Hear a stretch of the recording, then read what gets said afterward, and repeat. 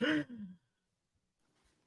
everyone, how you doing today? We are the Real Estate Ladies of North Atlanta, Mary Ellen Van Auken, Sue Jennings, and we are here today to talk about an interesting topic that where do you donate your home furnishings and other stuff or junk, whatever you want to call it, or treasures when you're moving. So it's really kind of a fun topic that we like to talk about because you want to get rid of stuff when you're moving too, so you don't have to move all that stuff. Right. So we get this question so often, people will say, I've been to Goodwill so many times. I'm embarrassed that they've gotten to know my car. They've gotten to know me. Where else can I take things? And, everything is appreciated as far as recycling and donating and giving back to the community. So let's first talk about what we can donate and what we can't donate. Okay, good idea. Yeah.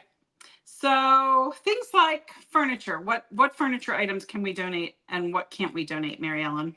Well, you have to be very careful because a lot of people will not take mattresses. So that's kind of really, really hard to find places that will take mattresses. Right. So anything, as long as it's not flammable, like something that's going to blow up or, right. Something that's dangerous. So any kind of furnishings, whether it's sofas, chairs, kitchen tables, all that kind of stuff will go under like furnishing or home dressers and all that kind of stuff, right? Right.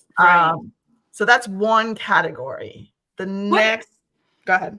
What about electronics? Can people donate electronics? Yeah, so let's talk about electronics. So you got to be really kind of careful with electronics because a lot of people won't take electronics, but we have a great electronic recycling place to take your electronics to.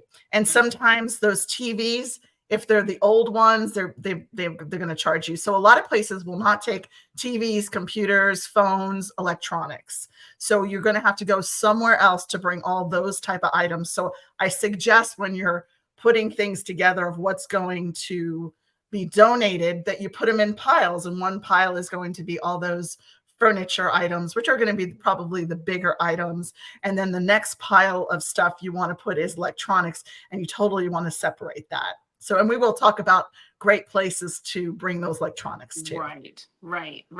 What about household items, like things that, in your kitchen, and also just linens as well, decorations? Are those things accepted at most? Yes, most places will accept those type of things. And what I would do is put them in a box. So kind of separate things, kitchen items, because you know what, when you drop it off at donations, just makes it easier. Don't throw everything all in one thing. Kind of separate it. This is kitchen stuff. This is bathroom stuff. This is, stuff for the dining room or whatever. Just kind of separate it. I think that's just kind of, it definitely helps the people at the donation centers to sort things. Right. And keep all the pieces together of things. If you can bag things together and keep all the pieces together and even tape things together, that also like helps Ziploc bags. Well. Ziploc bags are great to do that too. Is like put things in Ziploc bags. Now, right. And that's putting jewelry. If you've got costume jewelry you're donating, you can put those things in Ziploc bags as well, because it keeps them from getting tangled. It keeps them from getting broken. So, you can donate, clothing and accessories. You can donate shoes. You can donate handbags. Backpacks are a great thing to donate right before back to school. And there are certain places that you can donate some large appliances to as well. Right. And those large appliances, you definitely have to call and find out if those places take that. And a lot of places might not take a refrigerator, or they might not take that. But if something is in working order, you might also want to sell it on Marketplace, or find somebody a college student that's going to college that might need a refrigerator, or somebody that might need those bigger items that are really hard to lift. Now, another thing also is like, for me, just personally, I would not be giving underwear, socks, and bras and those things to Goodwill. I just, what I do with my bras is I actually recycle them to, there's a really nice place in downtown Alpharetta that we know and love. And I basically will just bring my bras to them, and they, they give them to whatever they do with them. But I will never, underwear goes in the garbage, socks go in the garbage. And, those stuff is pretty much worn down. So that's just my personal, I don't know anyone that has done that. I would not do that. That's just my Right. personal. Right. And then, it's also nice to, like you mentioned, there's a place you could take your bras in downtown Alpharetta. There are also places that accept goods for women that have been in abused situations or Yes. battered homes.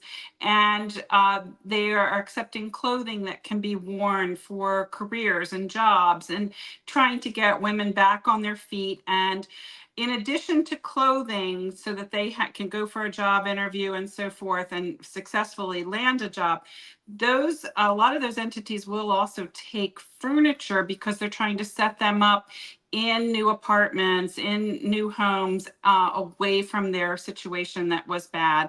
And keep in mind, some of those women, may also have children. And they may Yes. need clothes and shoes and so forth for children, especially winter jackets. I know we're in Georgia, but we still need winter jackets and Right. mittens And, and so forth. and stuff like that. And the Drake House in Roswell, which is a great place. That's a great place to donate. And also, like, I know that when people go through their kitchen, they're going to they want to take all the canned goods and stuff. That would be a great thing to give to maybe the Drake House, or bring it to North Fulton Charities or something like that. Just the food pantry, because believe it or not, people really do need that stuff. And sometimes, it's really a pain in the neck to pack all that stuff up and move it if you have a lot. I try not to tend to have a lot of stuff in my pantry, but I know that people will go to Costco and they'll buy, toilet paper for 10 years or whatever, Right, So, right. I don't know. And I mean, if you are going to donate, items to a food pantry and so forth, even local schools have food pantries. And of course, everybody always thinks of churches and religious organizations as having food pantries as well. Make sure those items are in date, that they're not expired, that it's not a year old when you give it to them. Just check those dates, and anything that is expired, just throw it out. Unfortunately, it sat in your pantry a little bit too long and didn't get used, but we can't give it to somebody else either. Right. So learn to also throw things out.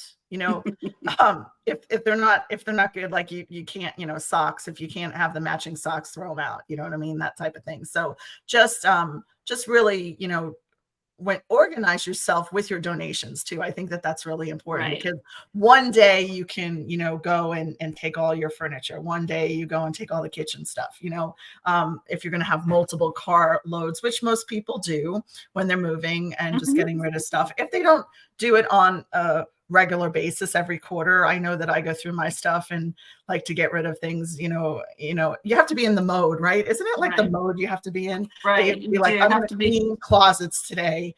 And it's like, don't leave me alone. I'm going to go do it. I'm focused and I go do it. And it's just, that's just me. It's like, and then you have to be in a certain mode to be like going through things, because you're like, do I need this? But if you haven't used it in a year, you should get rid of it, So I think that a lot of people hold on to too many things, and then when they move, they get overwhelmed. So my suggestion is to go through things at least quarterly, and or even twice a year, or pick a room and go through a room, and then kind of if you're not using it within a year, you're probably not going to use it again. So, and there's no use of keeping it, right? Right. And I always like to use, if I'm going through things, because I am either going to move or donate or give things to a charity, I do usually like to use the Post-it note approach, where I can quickly tag things by color as to where they're ultimately going, whether that needs to be packed or whether that's going to a family member's home, across town, or whether I'm actually going to donate that item, or maybe even put that item in storage. So you can visually create an organized space just by using different colored Post-it notes and knowing what those different Post-it notes mean in terms of where that item is ultimately going to end up. Yeah, no, I mean, I think these are great ideas and great, just organized, just be organized with your stuff to donate. I think that's really just going to a key.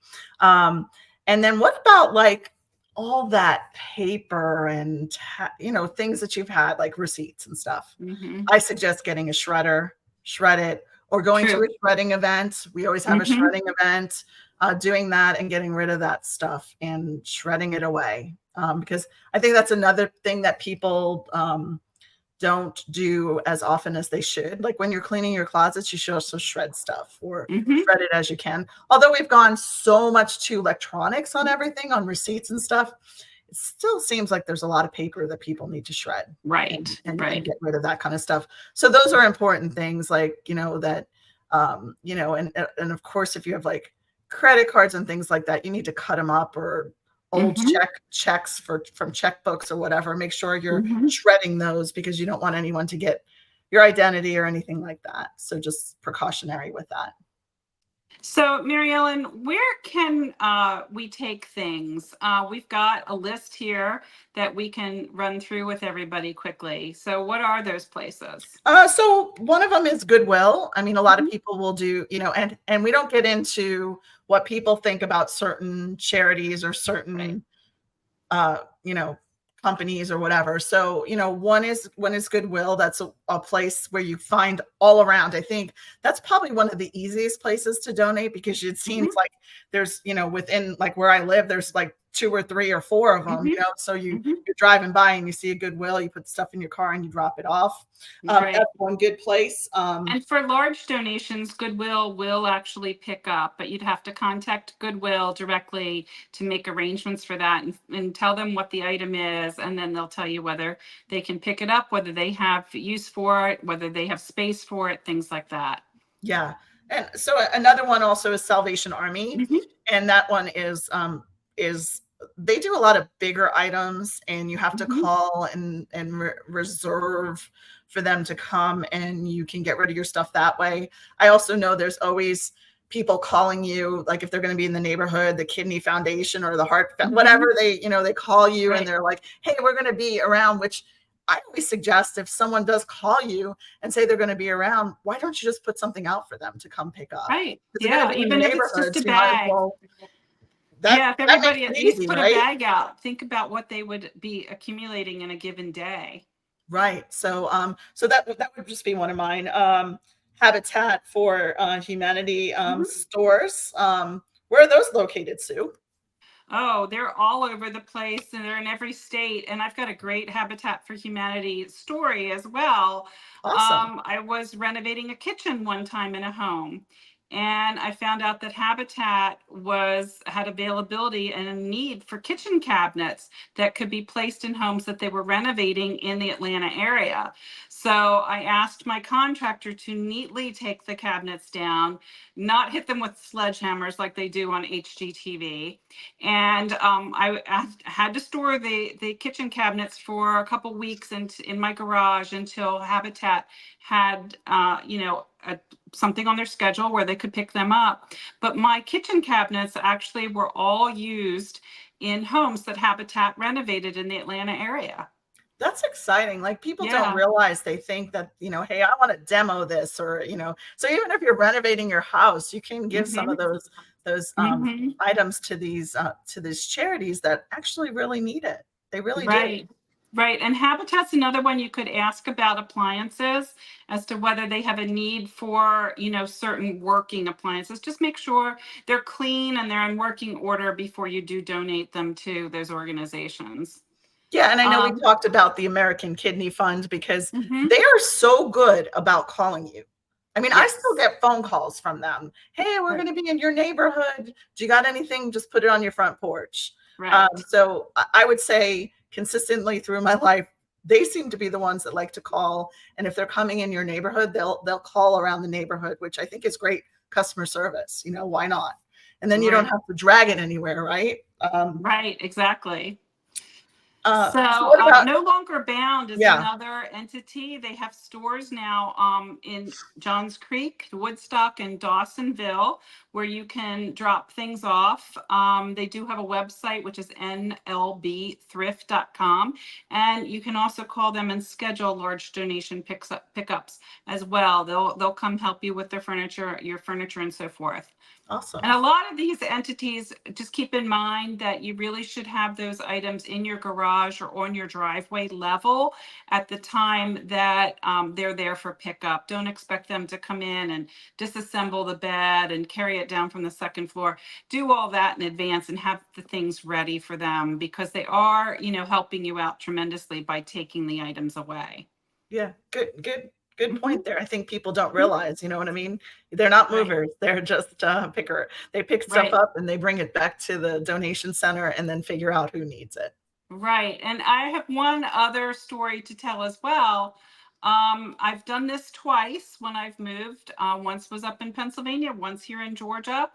I had a lot of pieces of furniture that I knew I would not be able to use in my new home for one reason or another. And I contacted the local elementary school and said, do you have a family in need that could use furniture, bureaus, end tables, some desks, even a dining room table? And both schools responded to me that they did have families in need.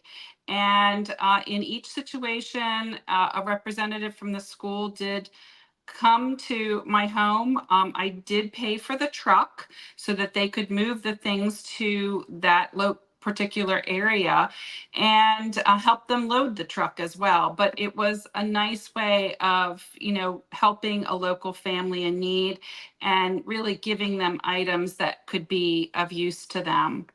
Right. It's kind of like less is better, right? Like we talk Mhm, about that when you're listing your house, less is better, less stuff in your house. So the same thing here goes, we should simplify our lives a little bit more, and like you said, get rid of things and donate to people that actually need mhm, that stuff. mhm. If you haven't used it in a year, you're not going to use it. Get rid of it. That's the rule of thumb. That's what I say. If you haven't used it, Right, get rid of it.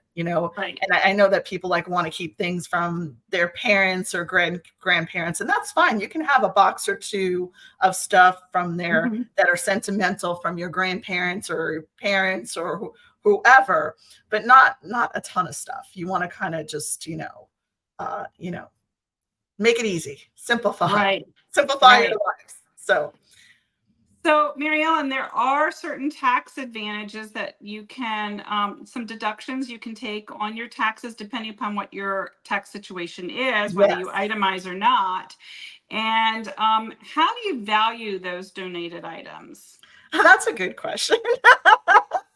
Because everyone, it's kind of like when you value your house, right? You think your house is worth, this, but it's worth this, Hmm. So I mean, I think you have to go online and first of all, I think you have to talk to your accountant to find out, are you able to use this as a deduction? That's the Right, number one. And right. then I would say you'd have to research items on, it's so easy online.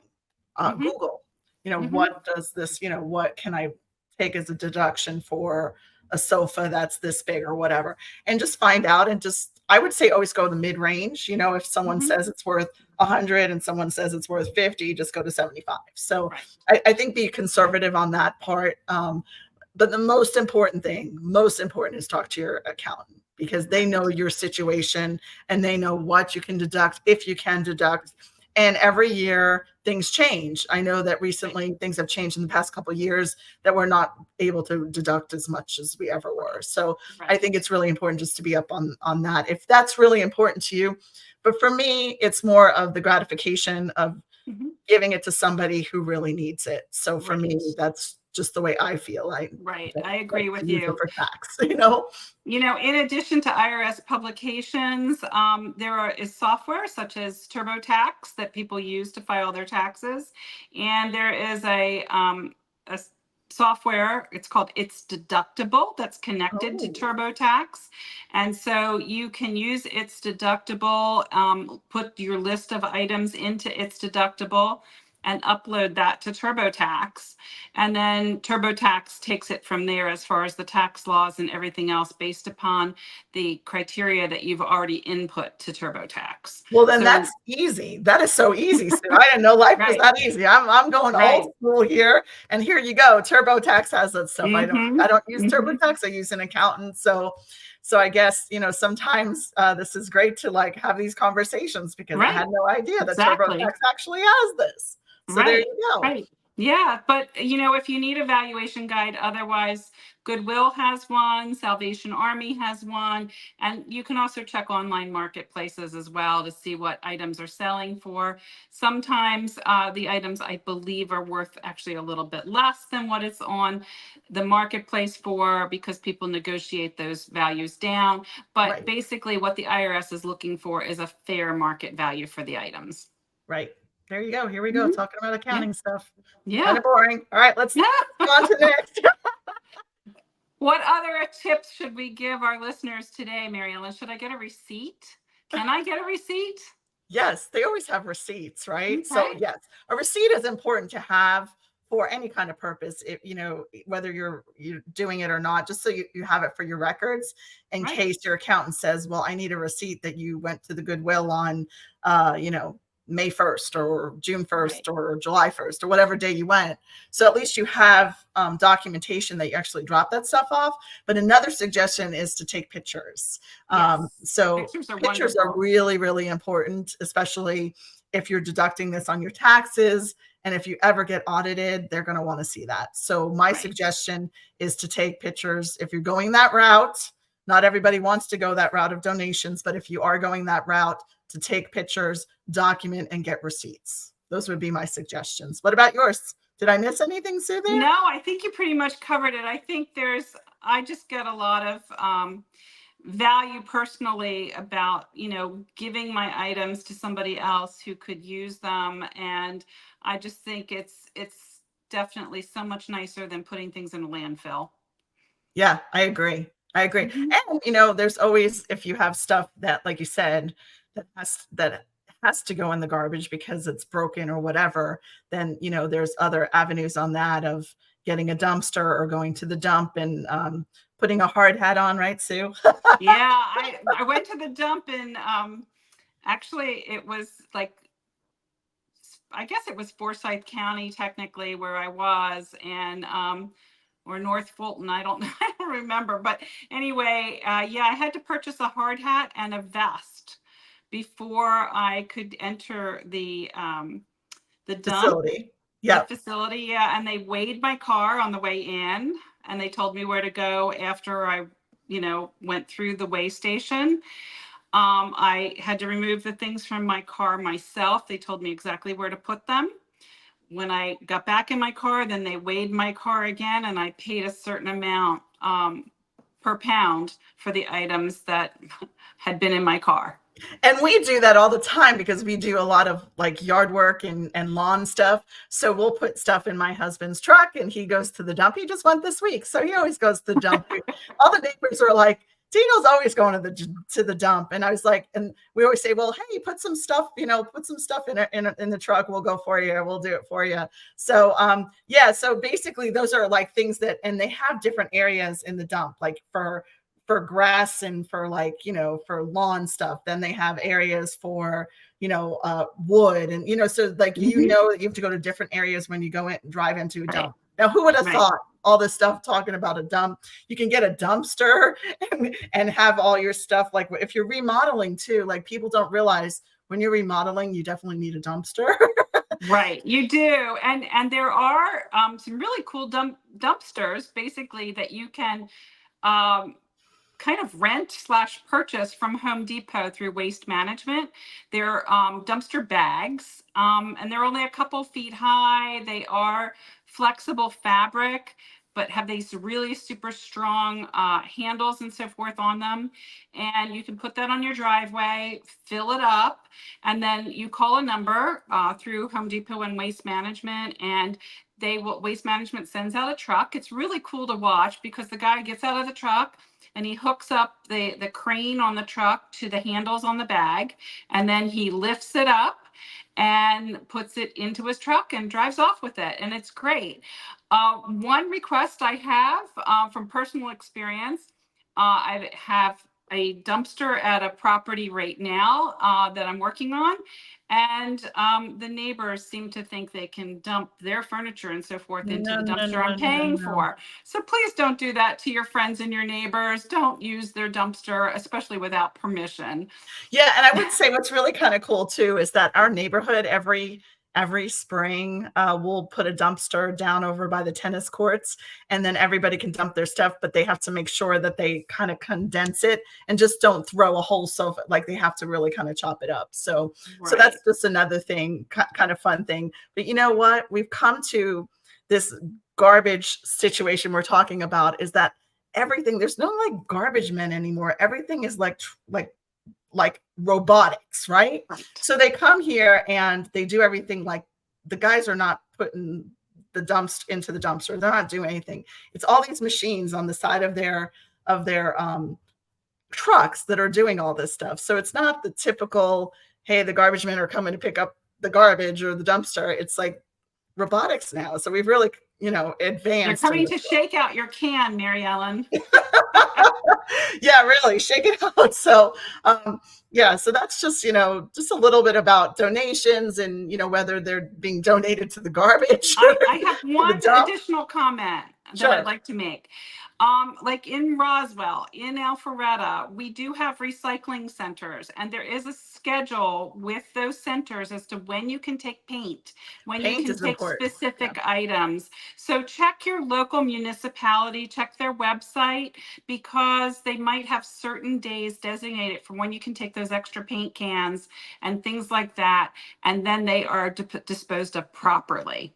Oh yeah, and I have a story about that, Sue, don't I? So a lot of times people will leave paint around the house, and I had a seller who had paint and they moved over to Europe, and the buyer's like, I don't want that paint. And I was like, how am I gonna get rid of this paint? Because it was like a really time constraint. So I'm like, all right, let me get some cat litter. So I put some cat litter in there to dry it up, because you can put stuff out if it's all dry. So Right. but it's like if it has any kind of wet. So that's just a little trick of the trade to put cat litter. But I was lucky enough that I had somebody who was picking up some other stuff, and they said, oh, we'll take that for you. So it's like, thank God. You know what I mean? Like they took all that paint for me, and it was like halfway, because it takes a while to dry up. It's not like, one second, right? So they were just so sweet, and I'm like, oh yeah, that would be just a lifesaver. They're like, okay, good, because we get money for this. I'm like, okay, cool. Kind of like bottles and stuff, those plastic bottles or whatever that people get Right. money for. Like, here, take it away. Do what you ever want to do with it.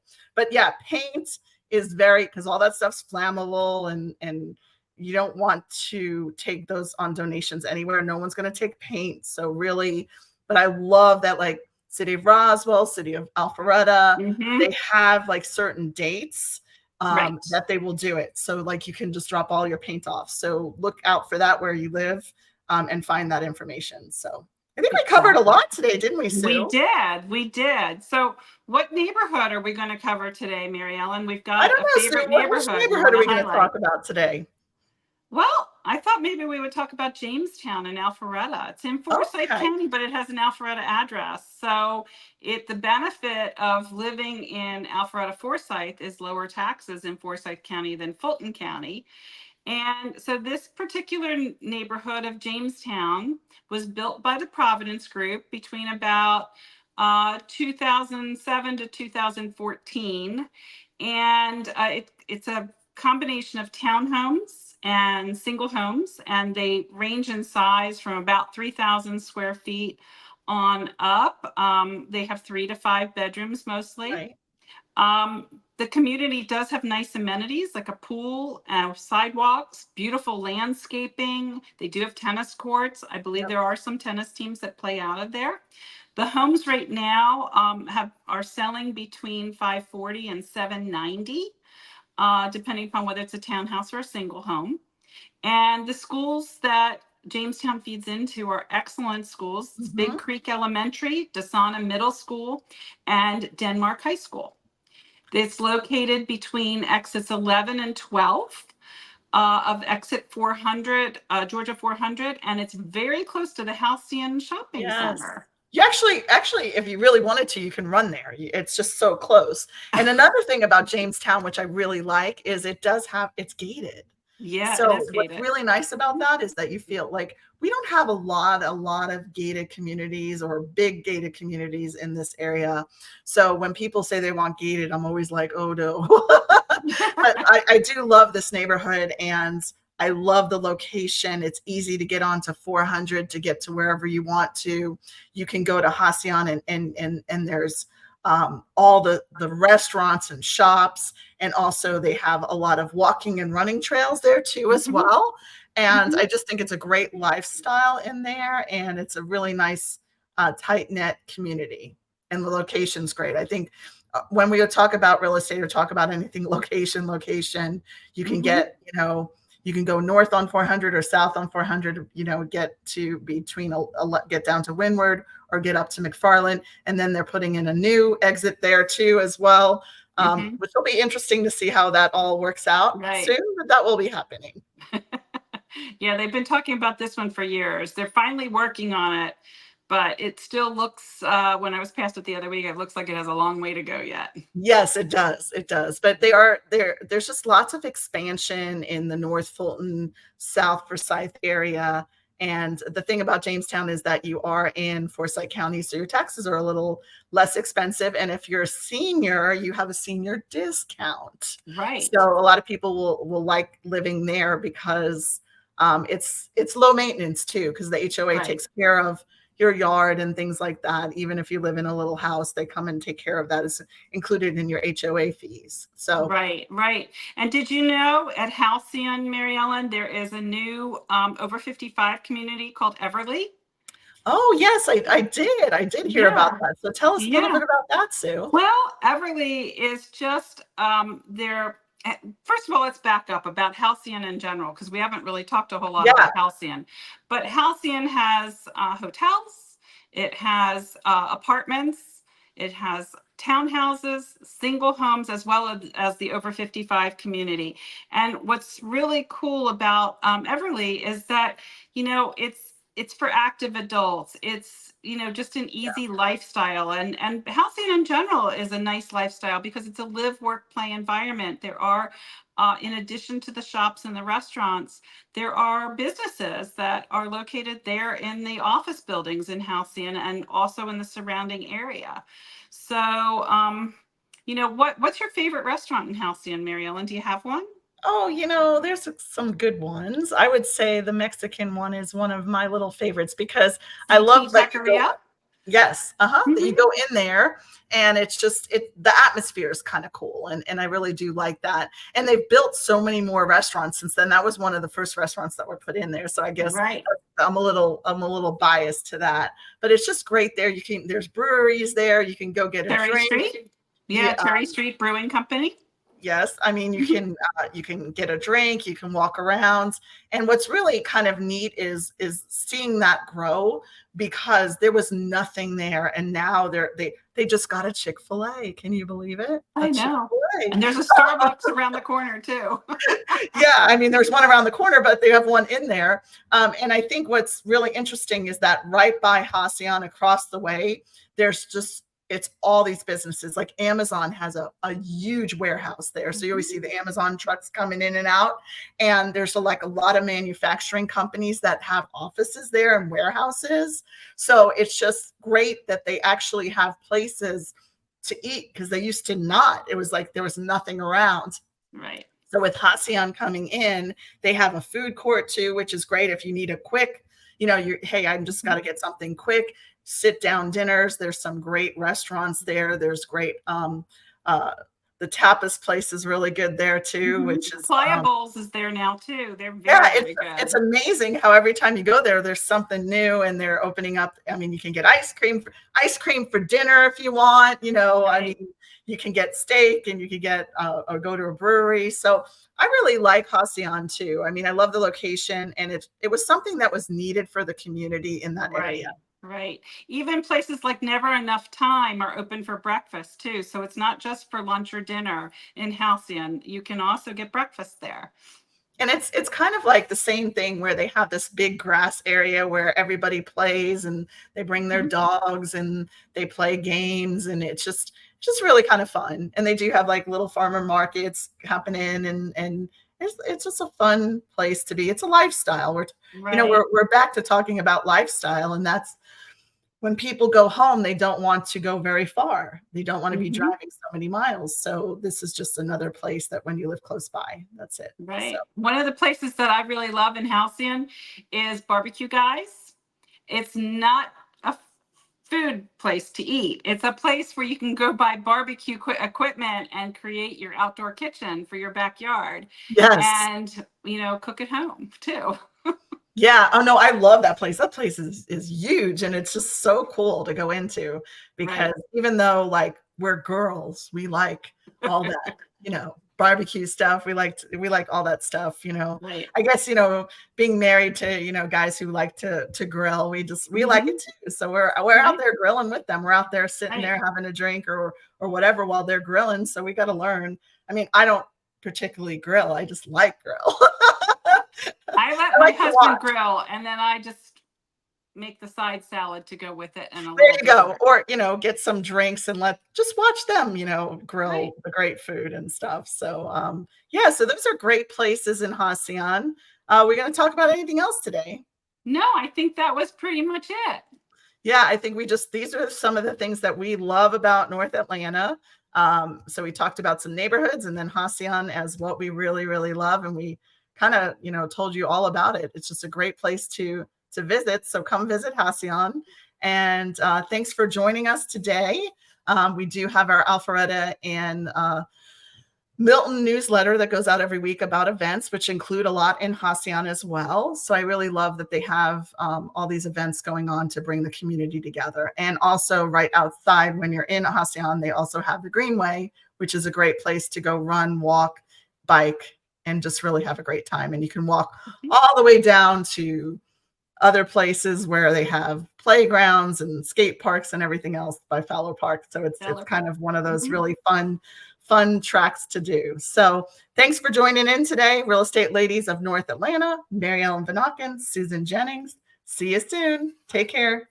Bye. Bye.